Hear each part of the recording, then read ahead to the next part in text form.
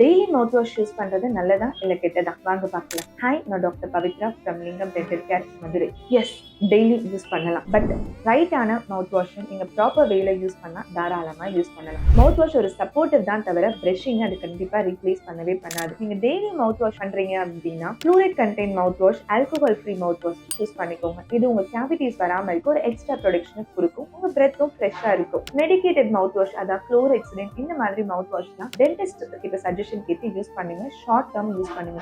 இல்லைன்னா உங்களுக்கு ஸ்டெயின்ஸ் ப்ராப்ளம்லாம் வரதுக்கு வாய்ப்புகள் இருக்கு. ஆல்கோஹால் ஐ மவுத் வாஷ் டெய்லியும் நீங்க யூஸ் பண்றீங்க அப்படின்னா உங்களுக்கு ட்ரை மவுத் இரிட்டேஷன்லாம் வரும். சென்சிட்டிவ் ட்ரை மவுத் உள்ளவங்க இதை கண்டிப்பா அவாய்ட் பண்ணுங்க. எப்படி யூஸ் பண்ணணுன்றதை நான் சொல்றேன். பிரஷ் பண்ண உடனே கண்டிப்பா யூஸ் பண்ணாதீங்க. லஞ்ச்க்கு அப்புறம் இல்லைன்னா ஈவினிங் டைம்ல ஒரு 20 to 30 செகண்ட்ஸ் உங்க மவுத்ல நல்லா ஸ்விஷ் பண்ணிட்டு ஸ்பிட் அவுட் பண்ணிடுங்க. பண்ணி முடிச்ச உடனே வாட்டரால ரின்ஸ் பண்ணாதீங்க. ஒரு 30 minutes வெயிட் பண்ணுங்க.